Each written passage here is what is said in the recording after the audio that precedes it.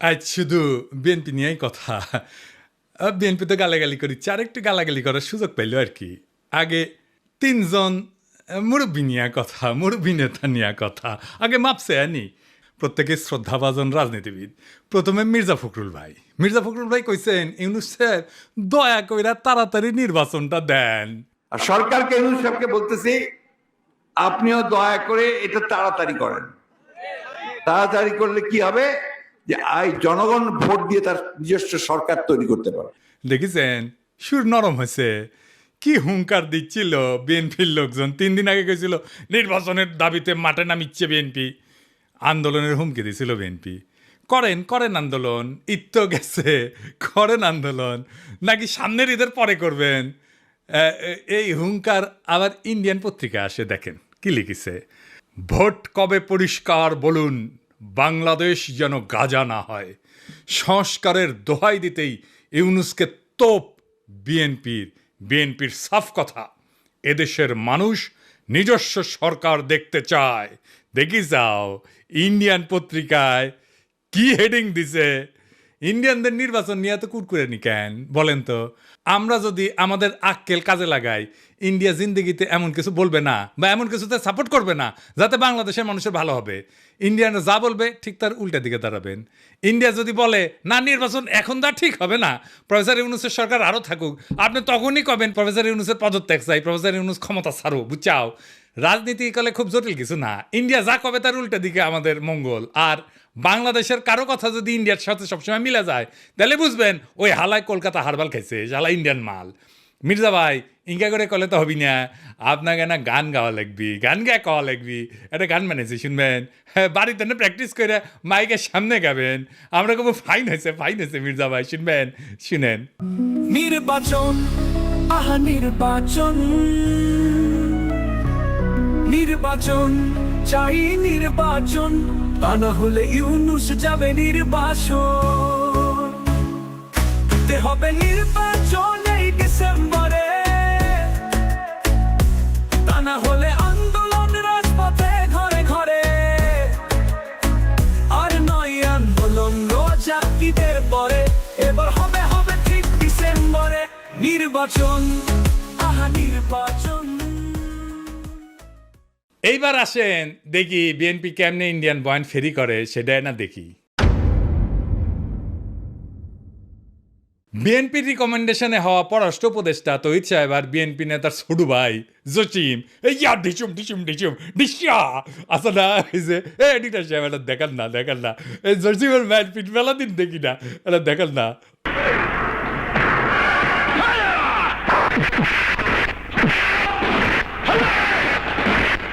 আর দেখি যাও ক্যাঙ্কা হিরোইনছি।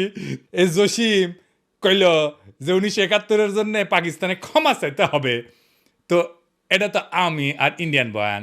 তো এই পানি পড়া সে কই থেকে আসিছে? ইন্ডিয়া থেকে আসিছে, তাই না? সে একই পানি পড়া মির্জা ফখরুল সাহেব পাইছেন, দেখেন উনি কি বলেন। পাকিস্তান সেনাবাহিনী সেই হত্যাযজ্ঞ করেছিল, তার জন্য আজ পর্যন্ত কিন্তু ক্ষমা চায় নাই। গণহত্যা করেছিল, লক্ষ লক্ষ মানুষকে হত্যা করেছিল, তার জন্য পাকিস্তান এখন পর্যন্ত কিন্তু বাংলাদেশের কাছে ক্ষমা প্রার্থনা করে নাই। উনি মনে করেন পাকিস্তান ক্ষমা চায় নাই, অথচ আমরা জানি তিনবার রাষ্ট্রীয়ভাবে পাকিস্তান ক্ষমা চেয়েছে। একবার মন্ত্রী পর্যায়ে, একবার প্রধানমন্ত্রী পর্যায়ে, আরেকবার রাষ্ট্রপতি পর্যায়ে। তো উনি তো বাংলাদেশ সরকারের মন্ত্রী ছিলেন, সে সময় ওনার মনে হয় নাই যে ওনার পাকিস্তান তো ক্ষমা চায় নাই। এখন কেন বলেন? কারণ ইন্ডিয়া বুঝেছে আমরা তোমার ক্ষমতা টেনে দিচ্ছি, এমনি তো হবে না, খরচাপাতি আছে। আওয়ামী লীগ যে সার্ভিস দিত সেটা দাও। কি সার্ভিস? জাহাপনা। মির্জা ফখরুল কইছে পাকিস্তানকে বাম্বু দিবা, ইন্ডিয়া কইছে, তো উনি বাম্বু দিলেন। আচ্ছা এবার বলেন তো, এই দল পাকিস্তানের সাথে স্বাভাবিক সম্পর্ক করতে পারবে? ইন্ডিয়া যে ফ্যাসিবাদ চালাইলো, কোনোদিন কইছে বিএনপি ইন্ডিয়া ক্ষমা চাইতে? নাকি বলবে জিয়ারে তো খুন করেছে তাই না? এটা কোনোদিন বলিছে? বলে নাই। কিন্তু ইন্ডিয়া আমাদের বন্ধু দেশ বলতে বলতে মুখে ফেনা তুলে ফেলিছে। দেখেন, ভারত আমাদের প্রতিবেশী, সবচেয়ে বড় প্রতিবেশী, আমাদের বন্ধু। আমাদের যুদ্ধের সময় 1971 যুদ্ধের সময় আমাদের সহযোগিতা করেছিল। আমরা ভারতের কাছে সবসময় প্রত্যাশা করি যে ভারত বাংলাদেশের মানুষের পাশে দাঁড়াবে। যাই হোক মির্জা ভাই, আপনি তো বলেন মুক্তিযুদ্ধ করেছেন, এটি সেই সময়ের গল্প শুনবার চাই। মানে কোটি কোটি যুদ্ধ করেছেন, কোটি ট্রেনিং নিছেন, কারা কারা আপনার সহযোদ্ধা ছিল, কবে অস্ত্র জমা দিলেন, কি অস্ত্র ব্যবহার করেছেন, মানে হাউস আছে কেন পাকিস্তানের উপরে যেমন বিলা, আপনি তো মনে লয় যে সখানিক পাকিস্তানি আমি জয় বাংলা করেছেন, না গল্প করবেন, হাউস আছে আমার কলে। চুপি চুপি কই মির্জা ভাই, আপনার উপরে না হেভি স্টাডি করেছি। কেন করেছি জানেন? আপনারা বোঝার জন্যে স্টাডি করে পেয়েছি কি জানেন? না খারাপ কিছু কমু না, আপনার লাইফ হিস্ট্রি কিন্তু ইন্টারেস্টিং। আপনি ঢাকা কলেজের ইকোনমিক্সের টিচার হিসেবে ক্যারিয়ার শুরু করেন, শিক্ষকতার ক্যারিয়ার। পরে ঠাকুরগাঁও কলেজে ইকোনমিক্সের অধ্যাপক ছিলেন, খুবই জনপ্রিয় টিচার ছিলেন, ছাত্ররা আপনার ক্লাস করার জন্য উন্মুখ হয়ে থাকতো, মার্শাল্লাহ। আবার অদ্ভুতভাবে আপনি বাংলাদেশ সরকারের পরিদর্শন এবং আয় ব্যয় পরীক্ষণ অধিদপ্তরের একজন অডিটর হিসেবে কাজ করেছেন। এই প্রফেসর হওয়ার পরে শিক্ষা বিভাগের আবার ডিজি আসিলেন। এমন সেলিব্রেটেড শিক্ষকের জীবন চাইরা অডিটর কেন হইলেন, এটা মিলাইতে পারি নাই। তাই আপনার জীবনের গল্প আপনার কাছ থেকে শোনার ইচ্ছা থাকলো। আমার ক্ষুদ্র ভ্রাতার ভগিনীরা আপনাদের কয়ে রাখি, কারো সম্পর্কে জানতে হইলে এভাবে ডিক করবেন, খুঁড়বেন, তারপরে তাই আপনি ভালো তার ডিল করতে পারবেন। যাই হোক, এবার আরেক বিএনপির সিনিয়র নেতারে নিয়ে আলাপ করি। হ্যাঁ, আমির খসরু মাহমুদ। যে সরকার জনগণের ভোটে নির্বাচিত হবে তারা জনগণের কাছে দায়বদ্ধ থাকবে, জবাবদিহি থাকবে। সেটা যেই সরকারই হোক, কোনো মহামানবকে বাংলাদেশের দায়িত্ব দেওয়ার জন্য বাংলাদেশের মানুষ নির্বাচনে, এই বাংলাদেশের মানুষ আন্দোলন সংগ্রাম করে নাই, ত্যাগ স্বীকার করে নাই। আর কোনো মহামানব কোনো দেশের গণতন্ত্রের সমাধান দেবে, তার জন্য বাংলাদেশের জনগণকে অপেক্ষা করতে হবে, এটা বিশ্বাস করার কোনো কারণ নেই। আমির খসরু ভাই উনি কইছে, নির্বাচিত সরকার জবাবদিহি করবে জনগণের কাছে, কোনো মহামানবকে ক্ষমতায় বসানোর জন্য বাংলাদেশের মানুষ আন্দোলন সংগ্রাম করে নাই, ত্যাগ স্বীকার করে নাই। উনি ত্যাগ স্বীকার করেছেন, ওরা ত্যাগ স্বীকারটা এটা দেখে আসেন। হ্যাঁ, আমির খসরু ভাই, আপনি তো ডিসেন্ট মানুষ, আশা করি আপনি ক্ষমতায় গেলে তো বটেই, ক্ষমতায় যাওয়ার আগেও জবাবদিহিতা করবেন, তাই না? আচ্ছা আমির খসরু ভাই, এই যে হোটেল সেরিনা আপনার ছিল তো না? এখন আপনি কইবেন যে আমি মালিকানা ছেড়ে দিছি, কথা সত্য মানলাম, আপনি মালিকানা ছেড়ে দিচ্ছেন। কয়টা জিনিস বলেন তো, যে জমিটা যার উপরে দাঁড়িয়ে আছে হোটেল সেরিনা, এটা তো চট্টগ্রাম স্টক এক্সচেঞ্জের জমি, তাই না? ওই সময় আপনি চট্টগ্রাম স্টক এক্সচেঞ্জের চেয়ারম্যান ছিলেন, তাই না? তো কি কি হয়েছিল আমি বলি খসরু ভাই, কিছু মনে করেন না, আমার কনফিউশন হয়েছে, কনফিউশন দূর করে দাও আপনার দায়িত্ব। আপনি বিএনপির অতি গুরুত্বপূর্ণ নেতা, আপনি জবাবদিহিতার কথা বলেন, আপনার দলের হাতে রাষ্ট্রের দায়িত্ব যাবেন, আসেন কি কি হয়েছিল দেখি, কোথাও বই লিলে ধরে দেন, তাই না? মানুষের ভুল বোঝা ঠিক না আপনারে, তাই না? 1995 থেকে 2001 সাল আপনি তখন, এটা আওয়ামী লীগের আমল, আপনি তখন চট্টগ্রাম স্টক এক্সচেঞ্জের চেয়ারম্যান ছিলেন। এই সময় রাজুক থেকে ঢাকার Banani road number 17 plot number 27 Chittagong stock এক্সচেঞ্জের টাওয়ার নির্মাণের জন্য কেনা হয়, মাশাআল্লাহ। কিন্তু সমস্যাটা হইতেছে, ভবিষ্যতে এই জমি আপনার ব্যক্তিগত মালিকানায় পরিণত হবে। কেমনে হবে? এটা বিশাল স্টাডির ব্যাপার, মেলা সময় লাগিছে কলে, এমন কঠিনভাবে এটা খাইছেন আপনি, মাশাআল্লাহ, জটিলভাবে খাইছেন কলে আপনি। এটা আপনার আমার স্যালুট জানানো লাগে। যদি এরকম জমি জমার লোভ টোপ থাকলে হইনি না আমি গেল আপনার ছাত্র হইলাম নি। কি চমৎকার ভাবে যে আপনি খাইছেন এটা। তো জমিটা পাইছেন, রেজিস্ট্রেশন হয়নি এখনো রাজুক থেকে। তো 25শে সেপ্টেম্বর 1999 সালে 74তম বোর্ড মিটিংয়ে চট্টগ্রাম স্টক এক্সচেঞ্জে সিদ্ধান্ত হয় যে প্লটটা ডেভেলপারকে দেবেন। ডেভেলপারটা ঠিক করে ফেলেন, আপনার নাম হচ্ছে গোলাম সারোয়ার। মুশকিলটা হইতেছে উনি আপনার ভগ্নিপতি। তখন প্লটের রেজিস্ট্রেশনই হয় না। রেজিস্ট্রেশন হওয়ার আগে আইনত আপনি ডেভেলপার নিয়োগ দিতেই পারেন না। আপনি ডেভেলপারকে নিয়োগ দেন ওই মিটিংয়েই, এটা একটা প্রক্রিয়ার লঙ্ঘন, কারণ এটা তো আপনার ব্যক্তিগত প্রতিষ্ঠান না। 19শে জানুয়ারি 2000 সালে রাজুকের সাথে রেজিস্ট্রেশন হয় আপনার চট্টগ্রাম স্টক এক্সচেঞ্জের। আপনি চেয়ারম্যান থেকে নিজের ভগ্নিপতিকে ডেভেলপারের দায়িত্ব দিতে পারেন? হ্যাঁ, আপনি মুরব্বী মানুষ, জিজ্ঞেস করলাম আর কি। মানে ধরেন আমি যদি কখনো চট্টগ্রাম স্টক এক্সচেঞ্জের চেয়ারম্যান হই, আমি কি আমার ভগ্নিপতির স্টক এক্সচেঞ্জের জমিতে বিল্ডিং বানানোর জন্য ডেভেলপার হিসেবে নিয়োগ দিতে পারবো নাকি পারবো না? এরা কয়া দিলেন আর কি, এনে শুনলাম মুরব্বী মানুষ না। আচ্ছা, এইবার 15 নভেম্বর 1999 75তম বোর্ড মিটিং, মানে একটা পরেই আর কি, এখানে সিদ্ধান্ত হয় যে গোলাম সারোয়ারের সঙ্গে চুক্তি হবে যে চট্টগ্রাম স্টক এক্সচেঞ্জকে উনি বেসমেন্ট এবং 5টা ফ্লোর দেবেন, মানে 6টা আর কি। ভালো কথা, এই 5টা ফ্লোরের কথা মনে রাখেন, বেসমেন্ট ছাড়া 5টা। হ্যাঁ, এরপর 13 ফেব্রুয়ারি 2000 সালে চট্টগ্রাম স্টক এক্সচেঞ্জের বোর্ডকে পাশ কাটায় স্টক এক্সচেঞ্জের সিইও ওয়ালিউল মারুফ মার্টিন এবং গোলাম সারোয়ার আপনার ভগ্নিপতি, এই দুইজনের মধ্যে একটা আনরেজিস্টার্ড চুক্তি হয় যে চুক্তি কখনো রেজিস্ট্রেশন হয়নি। আপনি আগে বোর্ডের মিটিংয়ে ডিসিশন নিয়েছিলেন 5টা দিবেন ফ্লোর, এইখানে আপনি লিখলেন 4টা ফ্লোর দিবেন। হ্যাঁ, এটা কমে গেল আর কি। এইটা অবৈধ চুক্তি এবং জালিয়াতিপূর্ণ চুক্তি। এইখানে পেনাল কোড 467, 468 এবং 471 ধারা লঙ্ঘন হয়েছে। হ্যাঁ, আইনের ভাষায় কইলাম আর কি। তো 74 এবং 75তম বোর্ড মিটিংয়ে গোলাম সারোয়ারকে ব্যক্তিগতভাবে ডেভেলপার হিসেবে নিয়োগের আলোচনা হয়, কিন্তু সিইও যে সিগনেচারটা করলো না যে 4টা মিটিংয়ে, ওইখানে হোটেল সারেনার মালিক হিসাবে তার সাথে এগ্রিমেন্টটা হইল। সারেনাকে তখন হয়নি যখন আপনি বোর্ড মিটিং করেছেন, বুঝছাও। তো এই সিইও ওয়ালিউল মারুফ মার্টিন সে বোর্ড মিটিং উপেক্ষা করে সারিনার সাথে একটা চুক্তি করলো। সে কি পারে? হ্যাঁ, পারে না, তাই না? যাই হোক, স্টক এক্সচেঞ্জের তরফ থেকে আনুষ্ঠানিক বা বৈধভাবে সারিনাকে কোনো দায়িত্ব দেওয়া হয়নি, তাই না? হ্যাঁ, বোর্ডকে পাশ কাটায় যে আপনি সারিনাকে দায়িত্ব দিলেন, এটা আপনি পারেন না। এরপর 23শে মে 2000 সালে গোলাম সারোয়ার মানে আপনার ভগ্নিপতিরে একটা পাওয়ার অফ অ্যাটর্নি দেওয়া হয় যাতে জমি বন্ধক দেওয়া, আর্থিক ক্ষমতা দেওয়া হয়, কিন্তু ওইটাতে আবার কোনো ফ্লোর বন্টনের উল্লেখ নাই। এই চুক্তিতে বোর্ড অনুমোদনেরও উল্লেখ নাই। 10ই জুলাই 2000 সালে আপনি এবং বাদী আপনার স্ত্রী সারিনার 50% শেয়ারের মালিক হয়ে যান, কিনে নেন আর কি। কী টাকা দিচ্ছেন কে জানে। হ্যাঁ, ভগ্নিপতিকে রাস্তা তৈরি করে দিচ্ছেন, এখন নিলেন শেয়ার। 2010 পর্যন্ত হোটেলের মালিকানা ছিল আপনার। এইভাবে প্রাতিষ্ঠানিক সম্পদকে পারিবারিক ব্যবসায় রূপান্তর করে ফেললেন। এটা একটা জ্ঞাত ষড়যন্ত্র, ইংরেজিত কয় ক্রিমিনাল কনস্পিরেসি। ইংরেজিত যেহেতু কইছে ঠিকই কইছে। হ্যাঁ, 20শে নভেম্বর 2004 সাল রেজিস্ট্রেশন হয় জমিটার গোলাম সারোয়ারের নামে। অদ্ভুত ব্যাপার। তবে দলিলে সম্পূর্ণ ভবনের উল্লেখ নাই, দামে ব্যাপক গড়মিল দেখানো হয়, এটি সরকারকে রাজস্ব ফাঁকি দেওয়া হয়। দলিলে প্রকৃত দাম না দেখানো পেনাল কোডের 420 সিটিং এই ধারার আওতায় পড়ে। এইবার ভবন নির্মিত হয় আলহামদুলিল্লাহ। হ্যাঁ, জিলাপি টিলাপি খাওয়া হয়, বিলার টিলার দেওয়া হয়। ভবনের অনুমোদন ছিল কত? 15 তলার। আপনি ভবনটা বাড়াইছেন কত? 20 তলা, 5 তলা এক্সট্রা। 12 হাত কাকুরের 13 হাত বেশি দেখেছি না, সেরকম 15 তলা অনুমোদিত বিল্ডিংয়ের 20 তলা হয়ে যাওয়া দেখলাম আমরা। এটা রাজুকের নিয়ম ভঙ্গ কইরা অবৈধ নির্মাণ, নগর উন্নয়ন আইনের গুরুতর লঙ্ঘন। আর চট্টগ্রাম স্টক এক্সচেঞ্জের 4টা ফ্লোর পরে এটা কমায় 4টা করা হয়েছিল না, সেটা আসলে যে অতিরিক্ত ফ্লোর বানায় দুটো থেকে দেওয়া হয়েছে।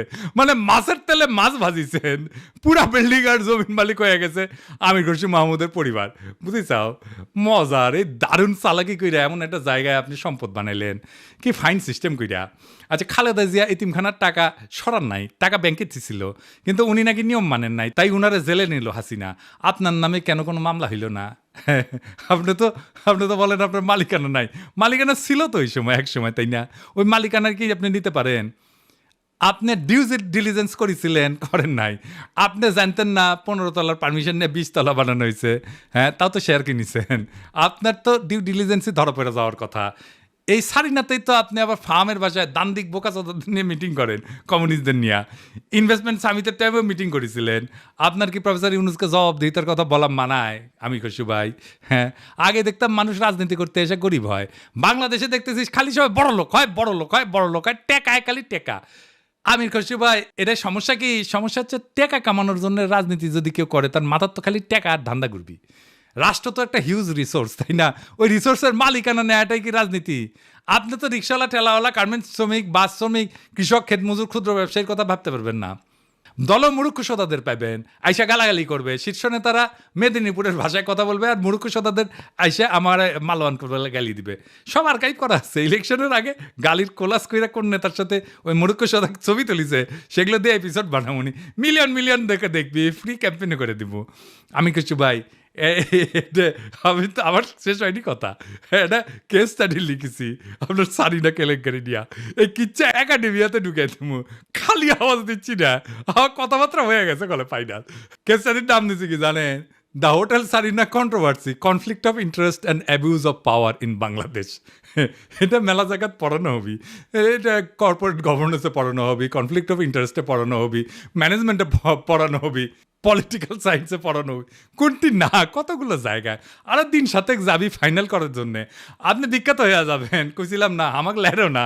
হ্যাঁ, কাকে লেড়তে কাকে লেড়ে ফেলেছেন। এবার মির্জা আব্বাস ভাই, মির্জা আব্বাসের ভাবিছিলাম কিছু কমু না, এরে ওরে দিয়া মেসেজ পাঠায় আমি যেন আর কিছু না কই, আমি যেন তারা না ধরি। আবার নিজে তার দলের কর্মীদের লালায় দেয়, কয় নাকি সোজা হয়ে যাব। শুনেন। আপনার ফেসবুক চালান নাকি? চালান, জবাব দেন না কেন? যখন নাকি ফেসবুকের মধ্যে উল্টাপাল্টা কথা লেখে জবাব দিয়ে দিয়ে এগুলারে সোজা হয়ে যাবে। মিথ্যা কথা বলবেন, অপপ্রচার করবেন, অপকথা বলবেন, কথা বলবেন, কুকথা বলবেন, একটা মানসিক চরিত্র হরণ করবেন, এগুলো কি ভাই? আমরা রাজনীতি ছেড়ে দেবো, আপনারা দেশে আসেন, আপনাদের অনেক জ্ঞান, আপনাদের অনেক বুদ্ধি, আপনাদের জ্ঞান বুদ্ধি আমাদের অনেক প্রয়োজন। আপনারা দয়া করে দেশে আসেন, বুদ্ধি দেন, কথা বলেন, কাজ করেন, মেনে নেব। আমরা রাজনীতি করবো না, আপনারা আসেন না। কয় দেশে আসেন, দেশে আসেন, এই কথাটা আপনার দলের ভারপ্রাপ্ত চেয়ারপারসনরা কইতে পারেন না? আমি কি দেশে গেলে আমরা প্রাইম মিনিস্টার বানাবেন? ভারপ্রাপ্ত চেয়ারম্যানরা তো প্রাইম মিনিস্টার বানাবেন, আমারা তো বানাবেন না। দেশে আমারে ডাকেন কেন? উনারে ডাকেন। কয়দিন আগে কইছিল না সংস্কার করলে ছুঁড়ে ফেলে দিবি, আবার কি কইছে? আমি কখনো কই নাই। 2 দিনে কথা ঘুরে ফেলছে। কে সোজা হয়ে যায় দেখি চাও কে সোজা হয়। হ্যাঁ, দেশে দাগ ইচ্ছে যে ভাবিচ্ছে যে দেশে গেলে দাবরানি দিবি, আমার দাবরানি কেমনে দিবি জানেন? এই যে তার দলের নেতা স্কুল শিক্ষকের কলজা টেনে ছিঁড়ে ফেলাতে চায়, দেখি চাও। টানি ছিঁড়ি ফেলবো, একবারে টানি ছিঁড়ি ফেলবো তোমার। সেনো তুমি সেনো, চলো তোমার খারাপ খুব আমাদের একবারে নিশ্চিন্ন করে দিব তোমার। কি বলে কথা বলো তুমি? সেনো বিগ